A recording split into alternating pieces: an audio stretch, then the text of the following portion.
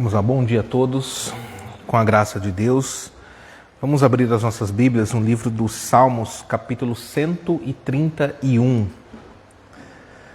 Em atendimento à convocação do Senhor para este dia santo, dia separado pelo Senhor para prestarmos a Ele culto.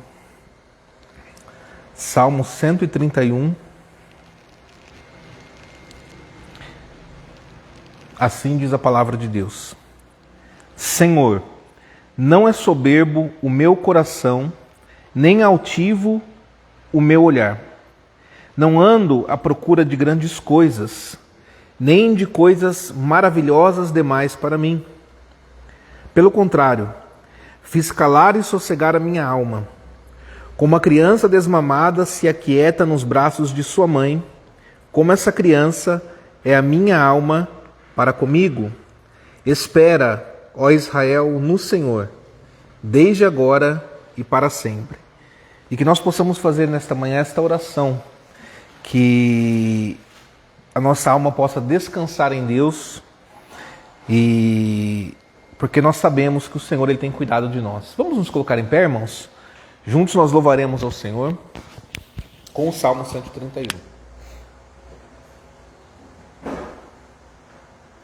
Não é soberbo o meu coração, nem tenho altivo olhar. As grandes coisas não vou buscar, grandes demais para mim. Mas a minha alma eu fiz sossegar, como um infante está, bem desmamado com sua mãe, minha alma assim está. Ó Israel, espera em Deus, espera no Senhor, desde o presente que agora é e para sempre. Amém. Amada Igreja do nosso Senhor Jesus Cristo, onde está o nosso socorro? O nosso socorro está em o nome do Senhor, Criador dos céus e da terra. Graça a vós outros e paz da parte daquele que é, que era e que há de vir, da parte dos 7 Espíritos que se acham diante do seu trono e da parte de Jesus Cristo, a fiel testemunha, o primogênito dos mortos e o soberano dos reis da terra. Amém. Vamos fechar os nossos olhos e buscar ao Senhor nosso Deus. Senhor Deus poderoso, Deus Criador dos céus e da terra, Deus Criador de todas as coisas visíveis e invisíveis, o Senhor dono de toda a sabedoria, fonte de todo o bem, o Senhor que detém em suas mãos a vida, a morte e todas as coisas, o Senhor que controla tudo com o poder da Tua palavra, o Senhor que através dos seus santos decretos governa o mundo e todas as coisas que nele há. Deus poderoso, Deus infinito em poder, em glória, Deus infinito em justiça, infinito em amor e misericórdia. Senhor, nós estamos reunidos nesta manhã, atendendo a sua convocação, Senhor, para prestar ao Senhor culto nesta manhã, para, Senhor, te render graças, para, Senhor, te render a nossa vida como sacrifício diante do teu altar. Pedimos que o Senhor receba as nossas orações nesta manhã, pedimos ao Senhor que receba as nossas vidas como oferta, receba, Senhor, o nosso serviço que prestamos a Ti neste momento. Nós nos reunimos neste instante a todo o Teu povo reunido pela face da terra. Nós nos reunimos à Santa Igreja Celestial, que Te glorifique e Te louva o tempo todo. Para, Senhor, dizer que nós estamos diante de Ti, que somente o Senhor é dono de toda a glória, que somente o Senhor é digno de receber todo o louvor. Pai, que possamos te oferecer uma oferta agradável, que possamos te oferecer, Senhor, um serviço agradável. Pedimos ao Senhor perdão pelas nossas falhas e pecados e rogamos que o Senhor receba nesta manhã este culto que prestamos a Ti, ó Deus. Consagra, nós pedimos, todas as ações aqui praticadas, que tudo corra de acordo com a Tua palavra, com o Teu querer, com a Tua vontade, Senhor. Que somente a Sua voz seja ouvida, que somente o Teu Espírito Santo tenha liberdade, que somente o Senhor fale e somente o Senhor seja ouvido. Deus, nós rogamos a Ti nesta manhã, que os nossos corações, a nossa alma, estejam guardadas pelo Senhor, porque em Ti nós confiamos e a Ti, Senhor, nós oramos no nome santo e poderoso do Teu amado Filho, o nosso Senhor e Salvador Jesus Cristo. Amém. Amém. Pode se assentar, irmãos. Eu os convido a abrir as suas Bíblias no livro do Êxodo, capítulo 20. Faremos nesta manhã a leitura da Santa Lei de Deus.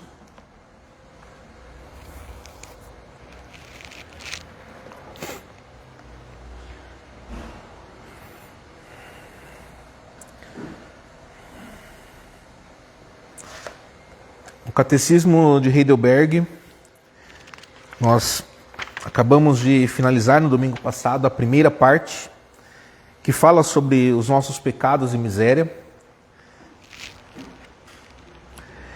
No dia do Senhor 2, a pergunta 3, o Catecismo faz o seguinte questionamento: como é que você sabe dos seus pecados e miséria? E a resposta é: pela lei de Deus. Romanos 3:20, capítulo 7, versículos 7 a 25. Na pergunta 4, do dia do Senhor 2, diz: o que a lei de Deus exige de nós?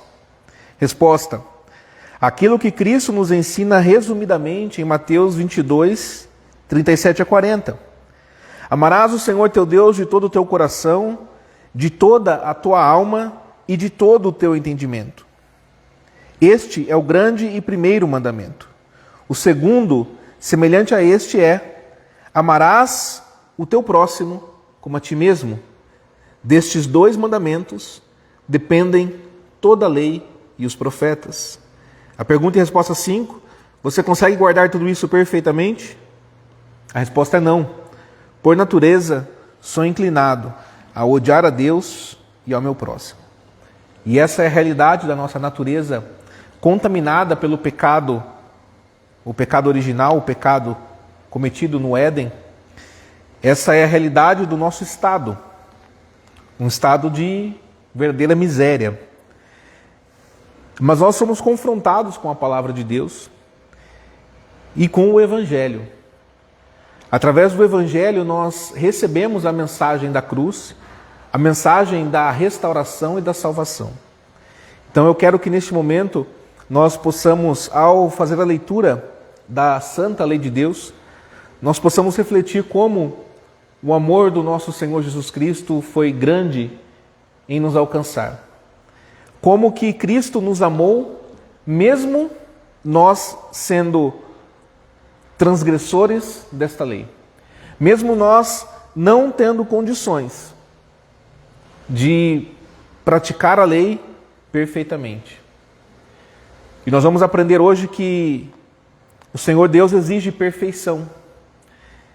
E a perfeição nós encontramos em Cristo. Que a leitura da lei nesse momento nos mostre o amor de Cristo e a perfeição do nosso Salvador. Êxodo capítulo 20, versículo 1. Então falou Deus todas estas palavras: eu sou o Senhor teu Deus, que te tirei da terra do Egito, da casa da servidão. Esse era o estado natural do homem.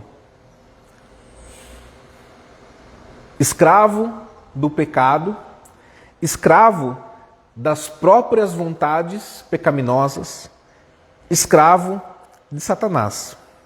Versículo 3.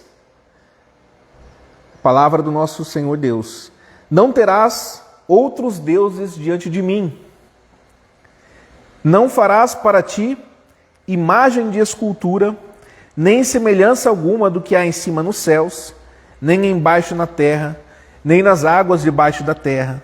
Não as adorarás, nem lhes darás culto, porque eu sou o Senhor teu Deus, Deus zeloso, que visita a iniquidade dos pais nos filhos, até a 3ª e 4ª geração daqueles que me aborrecem. E faço misericórdia até 1000 gerações daqueles que me amam e guardam os meus mandamentos. Não tomarás o nome do Senhor teu Deus em vão, porque o Senhor não terá por inocente o que tomar o seu nome em vão. Lembra-te do dia de sábado para o santificar. 6 dias trabalharás e farás toda a tua obra. Mas o 7º dia é o sábado do Senhor teu Deus. Não farás nenhum trabalho, nem tu, nem o teu filho, nem a tua filha, nem o teu servo, nem a tua serva, nem o teu animal, nem o forasteiro das tuas portas para dentro. Porque em 6 dias fez o Senhor os céus e a terra, o mar e tudo que neles há, e ao 7º dia descansou. Por isso, o Senhor abençoou o dia de sábado e o santificou. Aqui nós temos o que Jesus ensinou no Evangelho de Mateus, como nós acabamos de citar. Evangelho de Mateus 22, 37 e 40. Amarás o Senhor teu Deus de todo o teu coração, de toda a tua alma e de todo o teu entendimento. Este é o primeiro, é o grande e primeiro mandamento. O segundo, semelhante a este, é: amarás o teu próximo como a ti mesmo. Destes 2 mandamentos dependem toda a lei e os profetas. Amarás o teu próximo como a ti mesmo. Versículo 12 de Êxodo 20. Honra teu pai e tua mãe, para que se prolonguem os teus dias na terra que o Senhor teu Deus te dá. Não matarás, não adulterarás, não furtarás, não dirás falso testemunho contra o teu próximo, não cobiçarás a casa do teu próximo, não cobiçarás a mulher do teu próximo, nem o seu servo, nem a sua serva, nem o seu boi, nem o seu jumento, nem coisa alguma que pertença ao teu próximo. Os primeiros mandamentos nos remetem ao amor que nós temos que ter e demonstrar e praticar com Deus. Os demais mandamentos nos remetem ao amor ao nosso próximo. Então, nesse momento, eu os convido a uma oração de confissão. Se há algum pecado que você deseja confessar ao Senhor, é um momento oportuno que nós possamos, nesse instante, elevar o nosso pensamento, o nosso coração, de toda a nossa alma, como disse Jesus, com todo o nosso entendimento, rogar ao Senhor Deus pela sua graça e misericórdia. Feche seus olhos e oremos ao Senhor.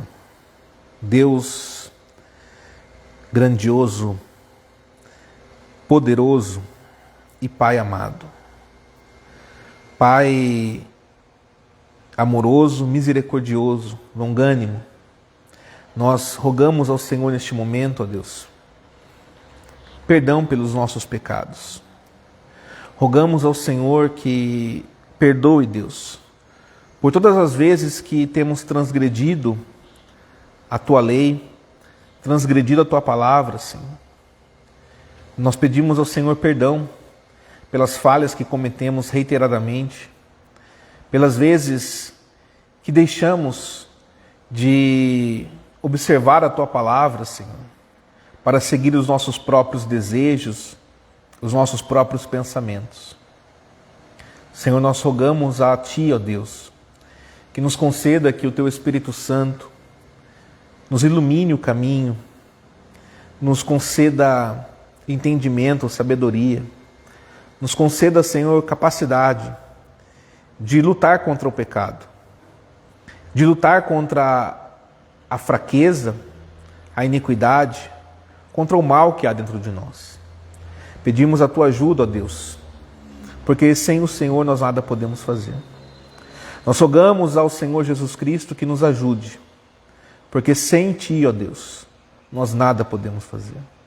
Nós rogamos ao Senhor que nos conceda o perdão, pela tua misericórdia, e nos conceda caminhar contigo, ó Deus, porque sem ti nós nada podemos fazer.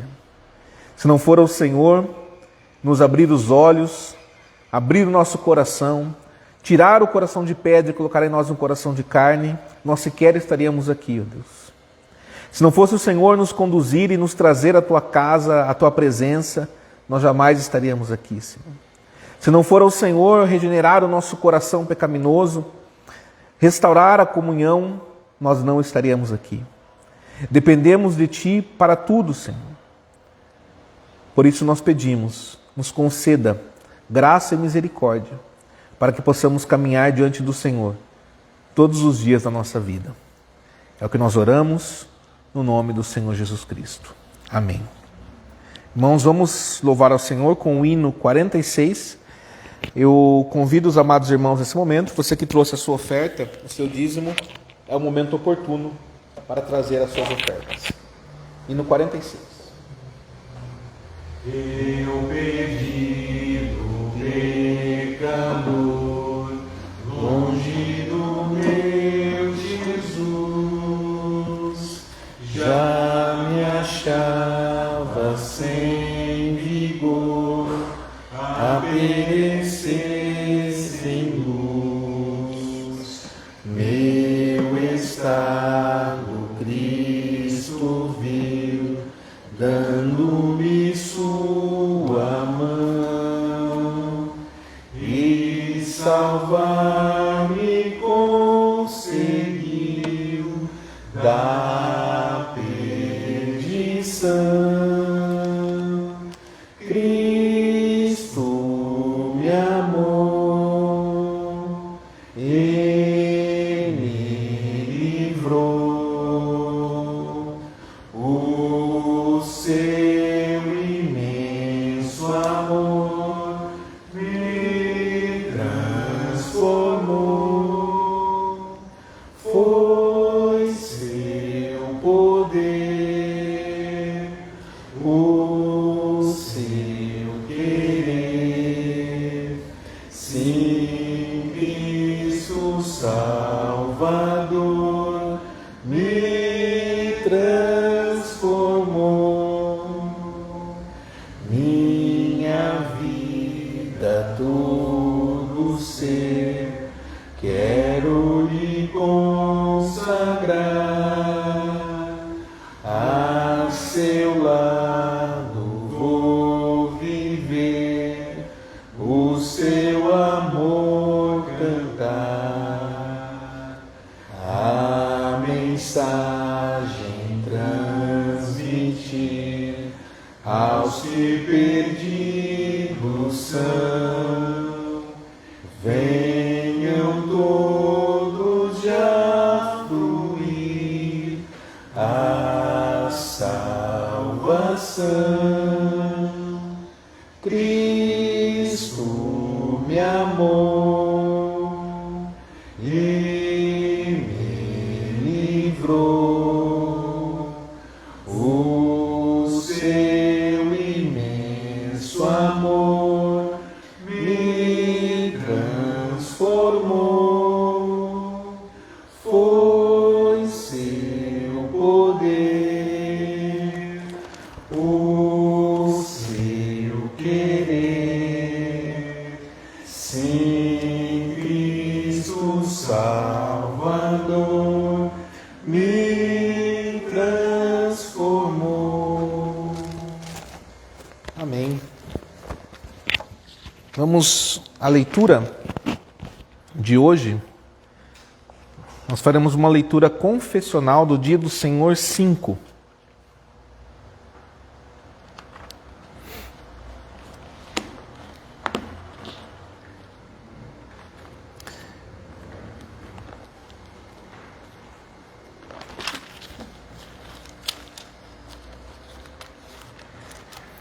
Dia do Senhor 5.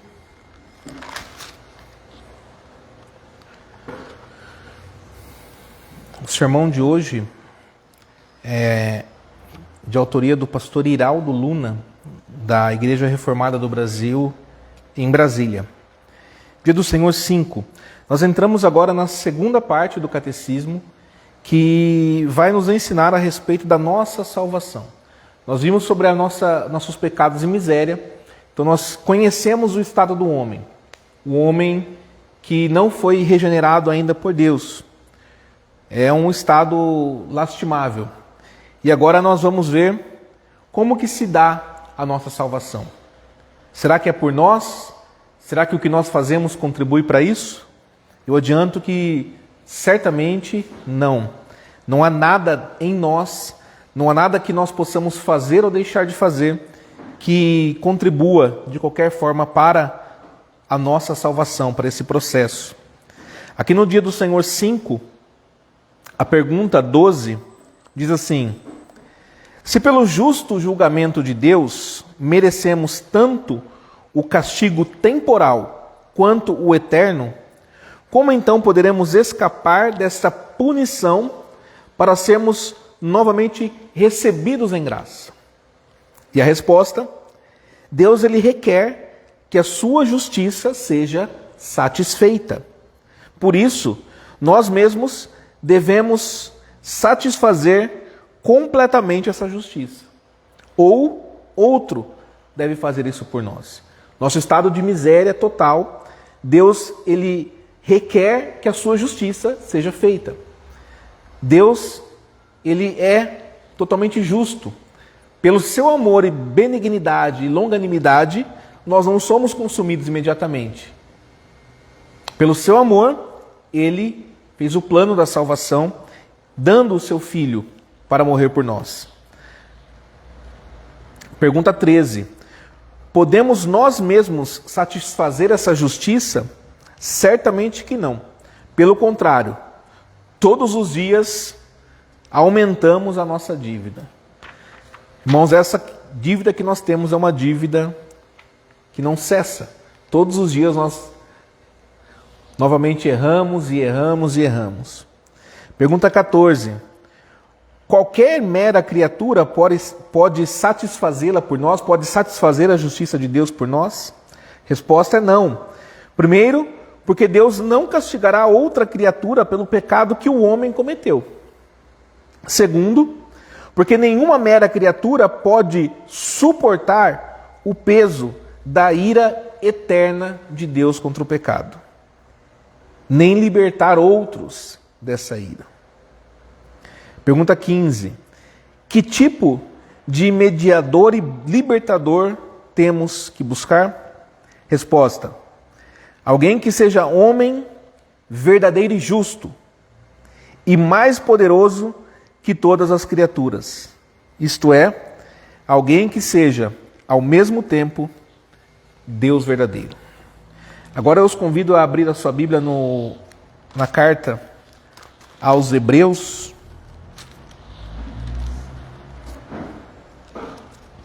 capítulo 10.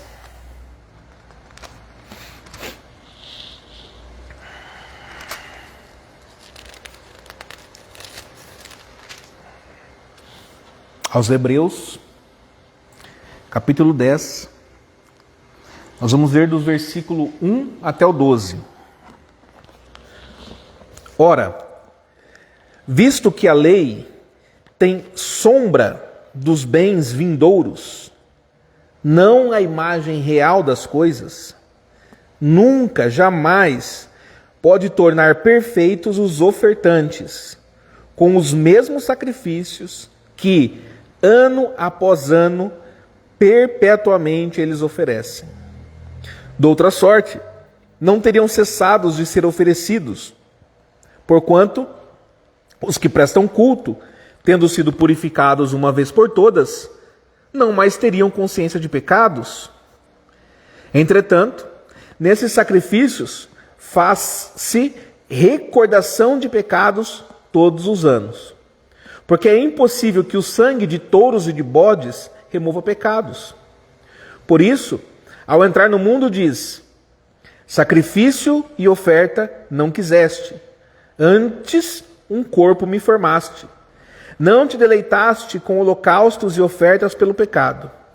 Então eu disse: eis aqui estou, no rolo do livro está escrito a meu respeito, para fazer, ó Deus, a tua vontade. Depois de dizer como acima, sacrifícios e ofertas não quiseste, nem holocaustos e oblações pelo pecado, nem com isto te deleitaste, coisas que se oferecem segundo a lei. Então acrescentou: eis aqui estou para fazer, ó Deus, a tua vontade. Remove o primeiro para estabelecer o segundo. Nessa vontade é que temos sido santificados, mediante a oferta do corpo de Jesus Cristo, uma vez por todas. Ora, todo sacerdote se apresenta, dia após dia, a exercer o serviço sagrado e a oferecer muitas vezes os mesmos sacrifícios, que nunca jamais podem remover pecados. Jesus, porém, tendo oferecido para sempre um único sacrifício pelos pecados, assentou-se à destra de Deus. Até aqui. Vamos fazer uma breve oração. Deus amado, Pai querido, estamos diante da Tua santa e bendita palavra, Senhor. E nós rogamos a Ti neste momento que o Teu Espírito Santo nos ilumine o caminho, o entendimento, e que possamos ser edificados por Ti, ó Deus.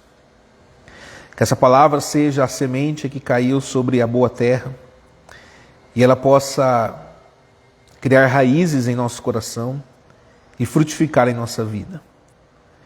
Que ao sair daqui hoje nós possamos estar transformados pela revelação e pela graça da Tua palavra, Deus. Que somente o Senhor tenha liberdade nesse momento e somente a Sua voz seja ouvida. Tenha liberdade, Pai, para falar ao nosso coração. Amém. Meus irmãos, logo cedo na Bíblia nós conhecemos a situação do homem diante de Deus. Em Gênesis capítulo 3, nós vemos uma mudança no relacionamento entre Deus e o homem. Uma mudança que trouxe consequências espirituais desastrosas. O homem, ele deixa de ser aquela criatura de Deus com o privilégio de ter uma comunhão íntima com o Criador e assim representar o próprio Deus neste mundo. Essa era a situação do homem antes de Gênesis 3, antes da queda. Ele tinha o privilégio de se relacionar com Deus intimamente e representava o próprio Deus no mundo. Mas acontece o pecado e agora o homem passa a ser réu, condenado com a sentença de morte proferida pelo justo juiz.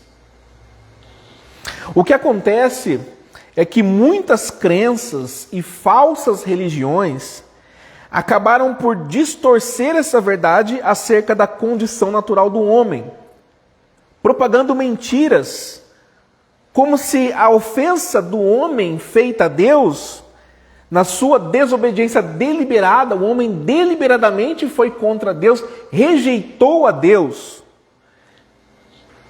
E as falsas religiões, as falsas igrejas, elas tratam isso como se essa desobediência tivesse sido simplesmente esquecida por Deus.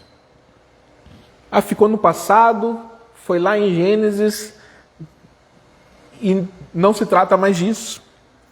Muitos acreditam, infelizmente, na mentira de que se fizermos coisas boas ao próximo, ou formos pessoas bem comportadas, de boa índole, honestas, essa ofensa a Deus pode ser apaziguada.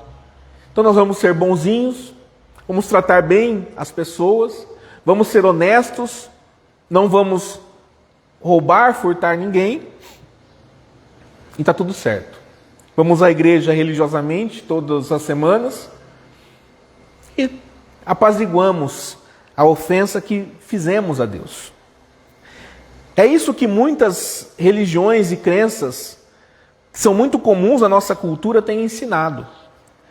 Como que se fazer o bem fosse uma forma de escapar da condenação. Há muitas religiões que pregam isso, que através da caridade você pode aplacar a ira de Deus e pode se reconciliar com Ele. Mas não é isso que a Bíblia ensina.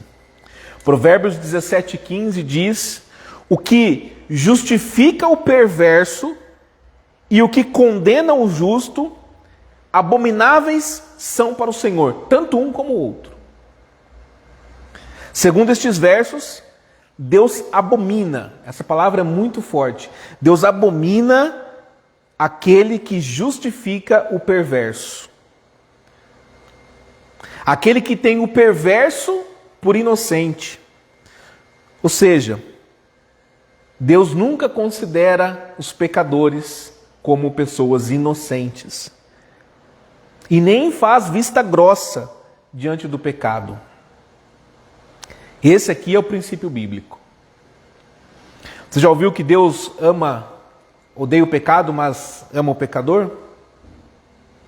Serão lançados os dois no inferno, tanto o pecado quanto o pecador. Ambos serão lançados. Agora, diante desse princípio de que o culpado tem que ser condenado e que não é possível Deus se esquecer disso, a pergunta que nós devemos fazer é a seguinte: se nós somos culpados e nós merecemos a condenação, como podemos ser salvos? E a resposta é satisfazendo a justiça de Deus. Essa é o único caminho para a salvação. Não é boas obras, não é ser bonzinho, ser honesto. O único caminho para a salvação é satisfazer a justiça de Deus. E a justiça de Deus só pode ser satisfeita se houver punição do pecado. E ao mesmo tempo de punição ao pecado, tem que haver também perfeição em relação à vontade de Deus. O pecado tem que ser punido e tem que haver perfeição em relação à vontade de Deus. Tem que ser perfeito no seguir a vontade de Deus. Punição e perfeição são a satisfação da justiça de Deus. Então nós vamos aqui agora, nesse primeiro ponto, ver a punição como satisfação da justiça de Deus. Como que é isso? Você está em Hebreus capítulo 10, vamos até o capítulo 9, um pouquinho antes. Capítulo 9, versículo 22. Hebreus 9, 22. Com efeito, quase todas as coisas, segundo a lei, se purificam com sangue. E agora a segunda parte do versículo. E sem derramamento de sangue, não há remissão. É necessário que haja derramamento de sangue. Em outras palavras, poderia-se dizer que é necessário haver morte para que a justiça de Deus ela seja satisfeita. Remir é pagar a dívida. Sendo assim, o derramamento de sangue é o modo como a dívida é paga. E a justiça de Deus é satisfeita porque essa é a condenação estabelecida por Deus para quem quebrar os seus mandamentos. Gênesis capítulo 2. Se você não quiser abrir, pode me acompanhar na leitura. Gênesis capítulo 2, versículo 17. Mas da árvore do conhecimento do bem e do mal não comerás, porque no dia em que dela comeres, certamente morrerás. A pena já havia sido estipulada antes da infração. É assim a lei, não é? A lei, quando você pega o Código Penal, está lá. Matar alguém, pena de tanto a tanto. No dia em que comeres desta árvore, certamente morrerás. A condenação já havia sido estabelecida. O homem simplesmente ignorou. O homem simplesmente não estava nem aí para isso. Nesse caso, isso não representa qualquer salvação para nós porque por nós mesmos não podemos nos livrar dessa condenação. Deus irá derramar o sangue do culpado por quebrar a sua lei. Essa é a verdade, irmãos. Se essa punição satisfaz a vontade de Deus, é essa punição que ele aplicará. Não adianta fazer o discurso politicamente correto, dizer ao pecador, não tem problema, Deus te ama. Que evangelho, que pregação seria essa? Que amor seria esse ao próximo, dizer para ele, não tem problema, você pode ficar assim mesmo, Deus te ama. Deus irá satisfazer a sua justiça. Sangue será derramado. Isso nos mostra uma exigência de Deus na condenação, que a sua justiça só pode ser satisfeita com sangue. Não é ouro, nem prata, nem qualquer atitude boa para atender a essa exigência. Não é a riqueza que eu acumulei aqui que eu vou dar para Deus ou para os pobres. Vou entregar toda a minha riqueza para os pobres. Somente o sangue derramado serve como pagamento pela ofensa feita. Esse princípio nós vemos desde o Antigo Testamento, irmãos. Para que existiam os sacrifícios dos animais? Para nos ensinar isso, que o sangue precisava ser derramado. Lembre-se, tudo que nós vimos era sombra das coisas que seriam. Tudo que nós vimos no passado, antes da vinda do nosso Senhor, é uma sombra, são tipos para nos ensinar a respeito do Evangelho. Para que serve então o sangue? Retomando, para nos ensinar isso, que o sangue precisava ser derramado, que Deus só ficaria satisfeito com a morte, quando o assunto era pecado. Em Levíticos capítulo 4, no livro de Levítico, capítulo 4, versículo 27, nós lemos o seguinte: se qualquer pessoa do povo da terra pecar por ignorância, por fazer alguma das coisas que o Senhor ordenou se não fizessem, e se tornar culpada, ou se o pecado em que ela caiu lhe for notificado, trará por sua oferta uma cabra sem defeito pelo pecado que cometeu, e porá a mão sobre a cabeça da oferta pelo pecado, e porá a pessoa que pecou, porá a mão sobre a cabeça da oferta pelo pecado, e a imolará no lugar do holocausto. Então o sacerdote com o dedo tomará do sangue da oferta e o porá sobre os chifres do altar do holocausto, e todo o restante do sangue derramará à base do altar. Tirará toda a gordura, como se tira a gordura do sacrifício pacífico. O sacerdote a queimará sobre o altar como aroma agradável ao Senhor, e o sacerdote fará expiação pela pessoa e lhe será perdoado. Esse era o procedimento para propiciação. Levítico capítulo 16 agora.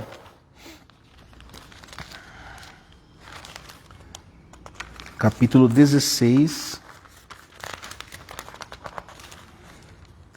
versículo 14. Aliás, esse era a propiciação, agora a expiação, agora a propiciação.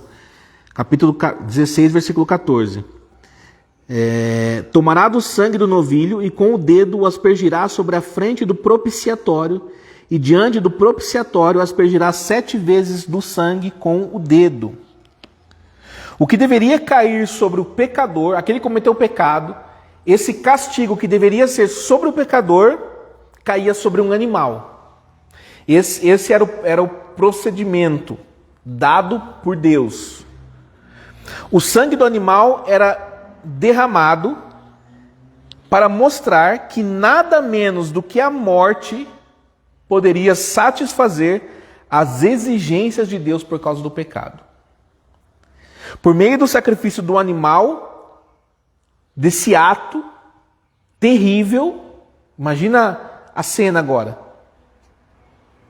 Você trazendo lá uma cabrinha, coloca a mão sobre a cabra e imola a cabra. E mata a cabra.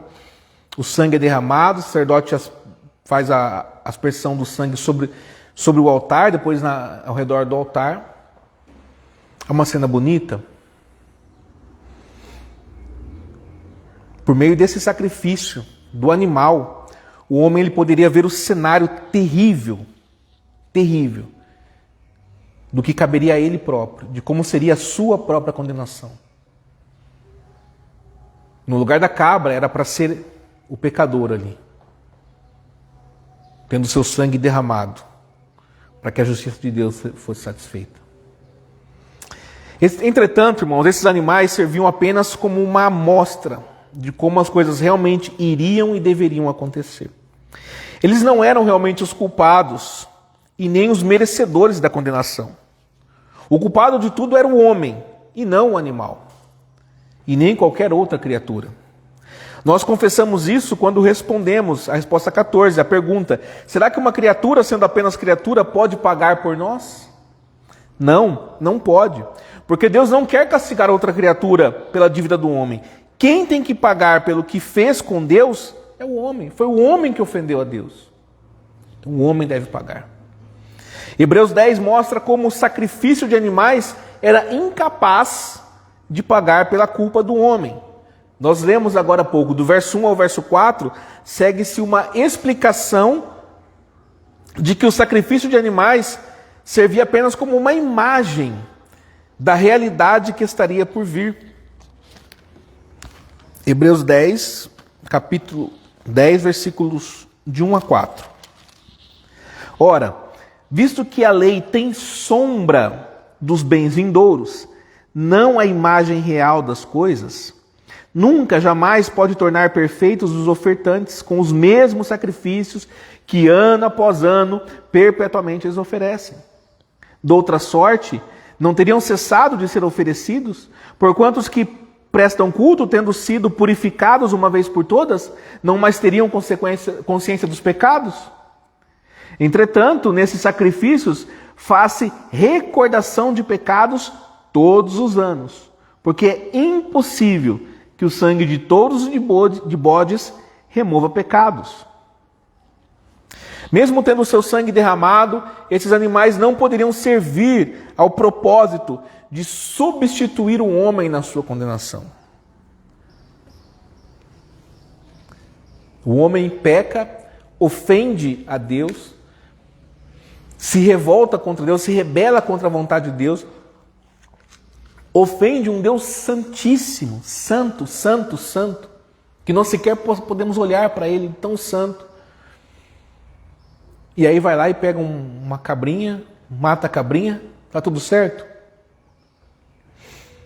Não. Os sacrifícios não eram capazes de pagar pela culpa do homem. E o texto dá duas provas disso. Uma é que os sacrifícios eram feitos todos os anos. Todo ano isso acontecia. Isso quer dizer que se eles acontecem periodicamente, eles não são eficazes no pagamento. Aquela culpa continua a existir. Segundo, eles não purificavam a mente do ofertante. Não é o que diz aqui no verso 2? Doutra sorte, eles não teriam cessado de ser oferecidos, porquanto os que prestam culto, tendo sido purificados uma vez por todas, não mais teriam consciência dos pecados. Eles não purificavam. Se o sacrifício, o versículo 2 diz que se eles pudessem limpar o ofertante da culpa, limpar a sua mente, limpar a sua consciência, ele não teria mais consciência de pecados. O que nós sabemos que não acontecia. Não acontece hoje. Nós pedimos perdão para Deus aqui, daqui a pouco nós estamos errando de novo. Eu tenho certeza que nós vamos quebrar um dos mandamentos hoje ainda. Talvez mais. Talvez todos. Infelizmente. Que o Senhor tenha misericórdia de nós e nos ajude. Mas nós sabemos que é assim que acontece. Só que isso, irmãos, que nós estamos vendo aqui, não quer dizer que isso não servia de nada. Então tudo aquilo que acontecia era... Não. Isso não quer dizer que os sacrifícios não serviam Eles serviam para relembrar dos pecados dos homens e assim mostrar que os homens precisavam de alguém para livrá-los dessa situação. Ano após ano traziam os animais, traziam os sacrifícios, ano após ano. E os homens eram relembrados dos seus pecados e relembrados que era necessário alguém para acabar com isso. Com eles, com os sacrifícios, segundo o verso 3, faz-se recordação de pecados todos os anos, porque é impossível que sangue de touros e de bodes remova pecados. Ou seja, nenhuma criatura pode pagar pelo que o homem fez contra Deus, a não ser ele próprio, a não ser o próprio homem. Pelo pecado de um homem veio a condenação. Agora, era necessário que um homem pagasse pelos pecados dele próprio ou de outra pessoa. E aqui nós vamos ao segundo ponto, que além da punição, Deus exige perfeição para satisfazer a sua justiça. Porque se, ainda que eu falasse para Deus, eu vou entregar a minha vida aqui para morrer pelo meu pecado, vou pagar pela minha dívida,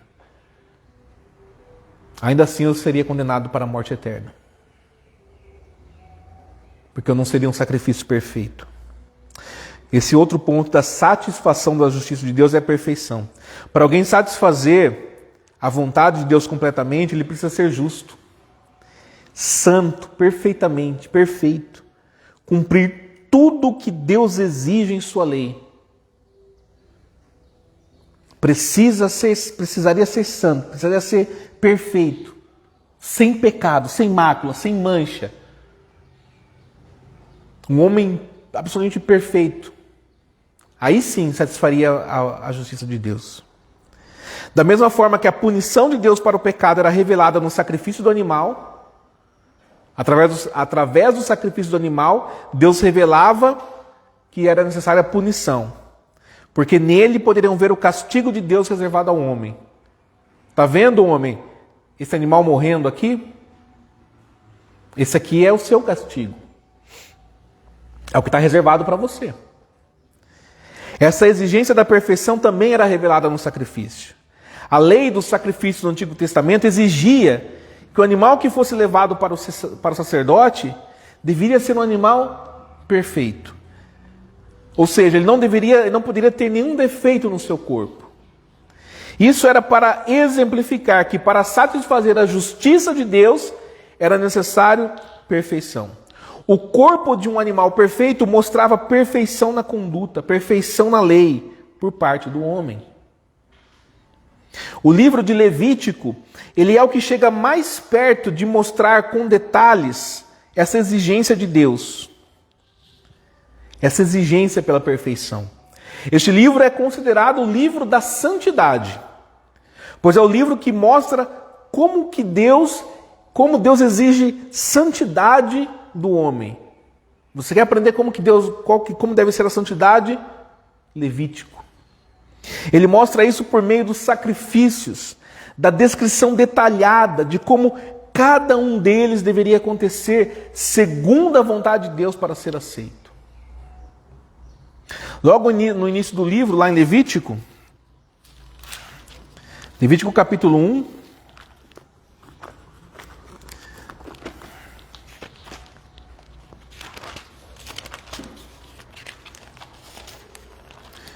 Levítico capítulo 1, versículo 1.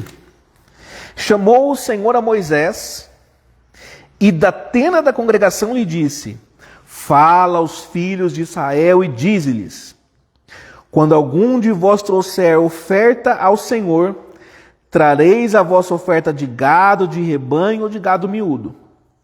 Se a sua oferta for holocausto de gado, trará macho sem defeito, a porta da tenda da congregação trará, para que o homem seja aceito perante o Senhor. E porá a mão sobre a cabeça do holocausto, para que seja aceito a favor dele, para a sua expiação.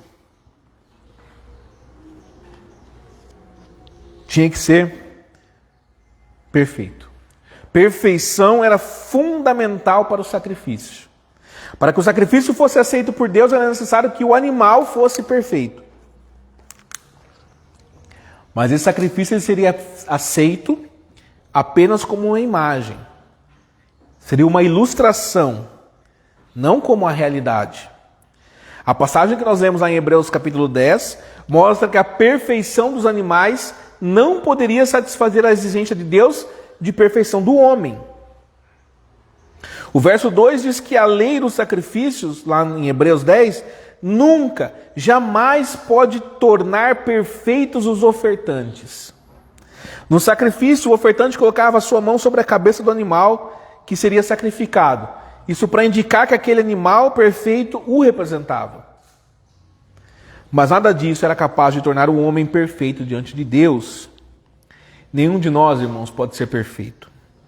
Além disso, merecemos a punição pelo pecado. Sem perfeição e culpados. Essa é a condição do homem. Naturalmente, só nos resta o quê? O castigo de Deus e nada mais. Essa é a única esperança para o homem que sozinho está diante de Deus. Imagine o homem diante do tribunal de Deus, sozinho. Sozinho, mas ninguém, só ele diante de Deus, para ser julgado. Eu fui uma boa pessoa, eu ajudei muitas pessoas, fiz caridade, fazia sopa para os famintos. Você acha que isso vai valer alguma coisa? A morte eterna do homem será a satisfação completa da justiça de Deus. E não pense que a morte eterna é a pessoa deixar de existir. Esse é um outro ensino errado. Que a pessoa vai ser aniquilada. Não.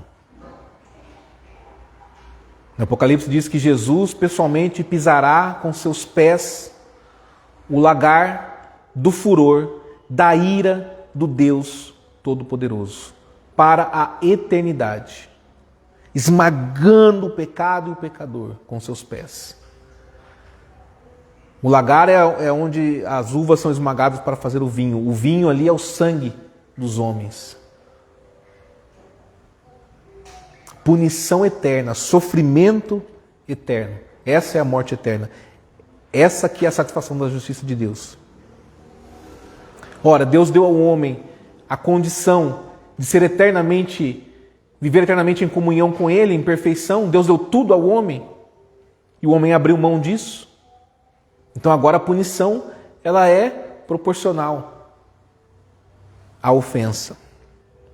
E é nesse sentido que lá em Hebreus capítulo 9, versículo 27, coloca: e assim como aos homens está ordenado morrerem uma só vez. Vamos ver lá? Abra sua Bíblia lá em Hebreus capítulo 9. Hebreus capítulo 9, versículo 27. E assim como aos homens está ordenado morrerem uma só vez, vindo depois disto o juízo, assim também Cristo, tendo se oferecido uma vez para sempre, para tirar os pecados de muitos, aparecerá a segunda vez sem pecado aos que o aguardam para a salvação. Essa é a primeira parte ali, versículo 27, é a expectativa para o homem natural que vive de acordo com seus próprios caminhos e sem Deus. Está ordenado morrer uma só vez. Depois disso é o juízo. Não tem purgatório, não tem reencarnação, não tem nada disso. Isso é mentira. Morreu, acabou. Agora vem o juízo. Vida eterna ou morte eterna. São dois caminhos. Então o que nós estamos fazendo aqui, irmãos? Se essa é a condição do homem, imperfeito e pecador, a exigência de Deus para a sua justiça é perfeição e punição. Então nós vamos fazer o quê? Nós vamos para casa esperar o dia que Deus vai satisfazer a justiça com a condenação do homem? Não. Isso não termina assim. Há esperança. Hebreus capítulo 10, versículo 5. Por isso, ao entrar no mundo, diz: sacrifício e oferta não quiseste, antes um corpo me formaste. Não te deleitaste com holocaustos e ofertas pelo pecado. Então eu disse: eis aqui estou, no rolo do livro está escrito a meu respeito, para fazer, ó Deus, a tua vontade. Depois de dizer como acima: sacrifícios e ofertas não quiseste, nem holocaustos e oblações pelo pecado, nem com isso te deleitaste, coisas que se oferecem segundo a lei. Então acrescentou: eis aqui estou para fazer, ó Deus, a tua vontade. Remove o primeiro para estabelecer o segundo. Nessa vontade é que temos sido santificados mediante a oferta do corpo de Jesus Cristo, uma vez por todas. Só tem uma palavra que descreve esses versículos. Só uma, não existe outra. E ainda assim essa palavra, ela tem um conceito extremamente limitado, mas é o que mais próximo nós podemos descrever esses versículos que nós lemos. Amor. Não há outra. Nós vimos aqui a situação era triste, não tinha outra escapatória. Mas nós temos sido santificados mediante a oferta do corpo de Jesus Cristo. Não havia qualquer obrigação da parte dele. Qualquer exigência. Ele não tinha obrigação nenhuma, irmãos. Cristo não tinha nenhuma obrigação em vir aqui, se fazer homem, passar fome, sentir sede, frio, calor, não ter onde reclinar a cabeça, ser humilhado, cuspido, ignorado, sofrer dores, ser rejeitado. Dizem que a pior dor é a dor da rejeição.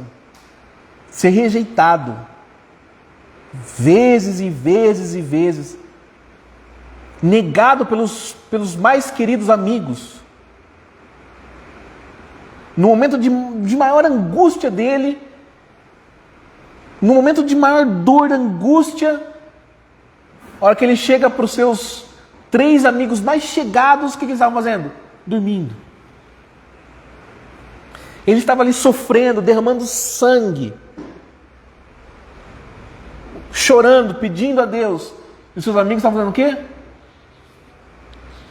Nenhuma hora vocês puderam vigiar comigo, nenhuma hora. Saiu dali preso, o que Pedro faz? Primeira coisa, nega Cristo 3 vezes. Aquele que disse: jamais, Senhor, negarei o Senhor.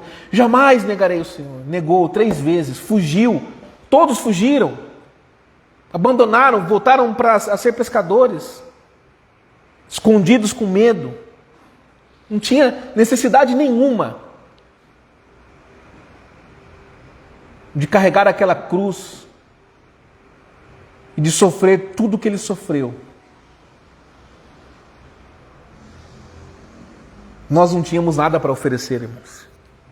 O que nós podemos oferecer para ele em troca disso que ele fez? Nada.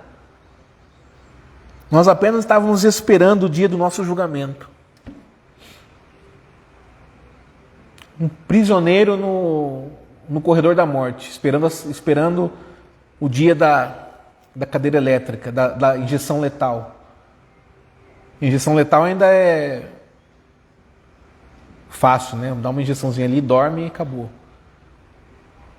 A cadeira elétrica ia sentar lá e ia fritar. Nós estávamos ali.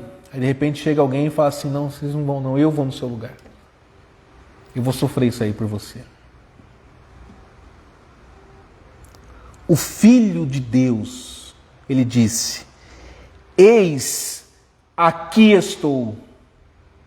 Quando nós vemos aqui, irmãos, está se referindo a Cristo. Hebreus 10, versículo 9. Então acrescentou, aliás, versículo 7. Então eu disse: eis aqui estou. No rolo do livro está escrito a meu respeito, para fazer, ó Deus, a tua vontade. Quando essa frase, eis aqui estou, isso quer dizer que foi por livre e espontânea vontade. Eis aqui estou. Foi por livre e espontânea vontade. É o Filho de Deus dizendo: eu amo você. Eu te amo. Você culpado, julgado e condenado. Só esperando a sentença. Só esperando a sentença não. O cumprimento da sentença.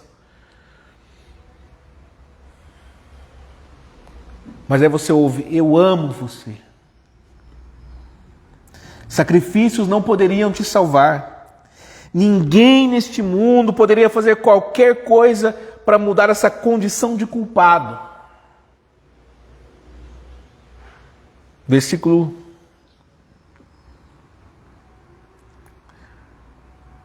5. Hebreus 10, 5. Por isso, ao entrar no mundo, o Filho de Deus diz: sacrifício e oferta não quiseste, antes um corpo me formaste. Não te deleitaste com holocaustos e ofertas pelo pecado. Então eu disse: eis aqui estou. Eis aqui estou para fazer, ó Deus, a tua vontade. Remove o primeiro para estabelecer o segundo. Quem é o primeiro? O primeiro Adão, o pecador. Estabelece o segundo. Quem é o segundo? É Ele, Cristo, Salvador, o nosso Redentor. É a oferta do próprio Filho de Deus para satisfazer a justiça de Deus em seu lugar. Essa é a propiciação. Não como nós vemos em Levítico 16, através do sangue do animal, mas como nós vamos ver aqui em Romanos capítulo 3. Romanos capítulo 3, versículo 25. A quem Deus propôs no seu sangue como propiciação mediante a fé para manifestar a sua justiça, por ter Deus, na sua tolerância, deixados impunes os pecados anteriormente cometidos. Lembra que eu disse no início que pela misericórdia de Deus Ele não nos consome imediatamente? Deus não está fazendo vista grossa ao pecado.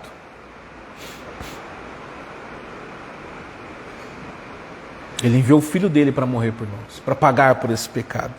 Essa é a propiciação. O seu corpo foi ofertado no lugar do nosso. Foi formado, gerado um homem perfeito para receber e cumprir as exigências da justiça de Deus que nós, irmãos, nós nunca iríamos conseguir cumprir. Por isso, ao entrar no mundo, diz: sacrifícios e oferta não quiseste, antes corpo me formaste. Foi no corpo de Cristo que a punição e a perfeição se encontraram. Por isso, pela oferta desse corpo, nós encontramos a justiça de Deus. Não mais para a nossa condenação, mas para a nossa salvação. No verso 10 diz o texto: nessa vontade é que temos sido santificados, mediante a oferta do corpo de Jesus Cristo, uma vez por todas. A diferença entre o sacrifício de animais e o sacrifício do corpo de Cristo já mostra que o seu sacrifício foi suficiente para pagar a nossa culpa e nos santificar em nossa imperfeição. O verso 12 diz: Jesus, porém, tendo oferecido para sempre um único sacrifício pelos seus pecados, assentou-se à destra de Deus. Um único sacrifício, não muitos, não uma vez por ano, não todos os anos, uma única vez. Foi isso que Cristo fez por mim e fez por você. Ele entregou o seu próprio corpo para satisfazer a justiça de Deus no nosso lugar. Sabe por que ele fez isso por você? Porque ele te amou. Porque ele teve misericórdia de você. E essa misericórdia, ele demonstra para nós todos os dias. Nós continuamos com nossas imperfeições, sofrendo, porque cada vez que nós pecamos, nós estamos tentando desfazer o que Cristo fez por nós. Essa é a diferença do remido, daquele que foi gerado novamente, que nasceu de novo, para o ímpio, para o réprobo. O eleito por Deus, ele sofre quando ele peca. Ele sofre. O réprobo, o ímpio, não tem consciência disso. Por que não tem consciência? Porque o sacrifício não limpou a consciência dele. Quer dizer, ele está vivendo rumo à condenação. Esse sacrifício que Cristo fez por nós purifica a nossa consciência. Nós temos consciência disso. Nós somos confrontados pela palavra de Deus.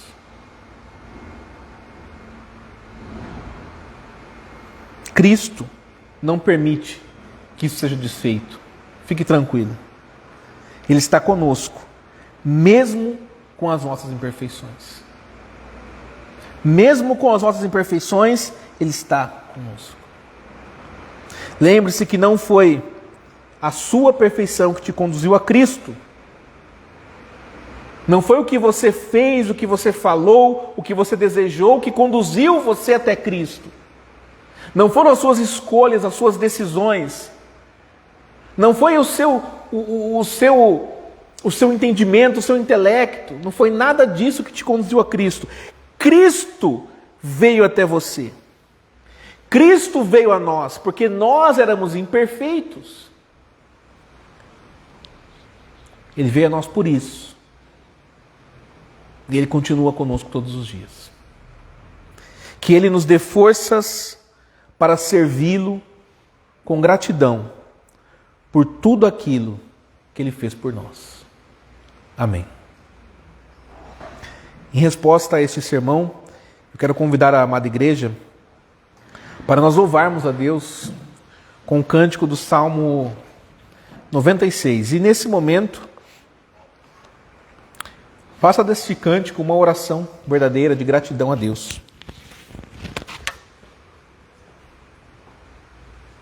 Cantai ao Senhor um cântico novo, cantai ao Senhor todas as terras, cantai ao Senhor, bendizei o seu nome, proclamai a sua salvação.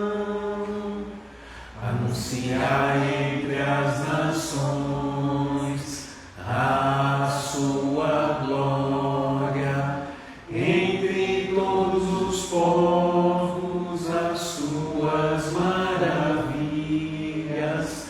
Porque grande é o Senhor, muito digno de ser louvado, mais temível do que falsos deuses. Glória e majestade estão diante dele, força e formosura no seu santuário. Glória e majestade estão diante dele, força e formosura no seu santuário.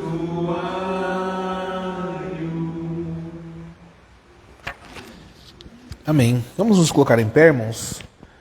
Vamos. Coloque-se de pé, feche os seus olhos. Oremos ao Senhor. Deus amado, nós somos gratos ao Senhor. Somos gratos à pessoa do Senhor Jesus Cristo, que nos amou de livre e espontânea vontade, disse: eis aqui estou, para satisfazer a vontade de Deus.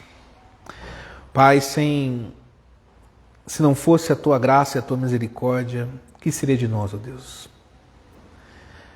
Condenação e sofrimento eterno era o que nos aguardava. Mas por amor do Senhor, nós fomos resgatados desta condição miserável e transportados para um reino de luz, o reino do Filho do seu amor, ó Deus. Pai, nós somos gratos ao Senhor e rogamos que o Senhor nos ajude a viver em gratidão,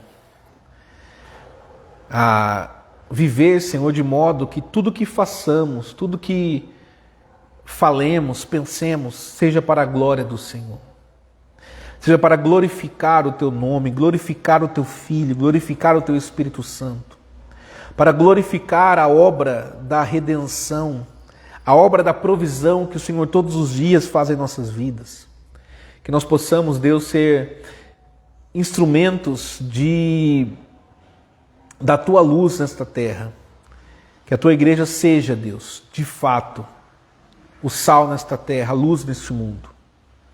Que a Tua igreja resplandeça a Tua palavra e somente ela, a Tua glória, seja visível em todas as nações.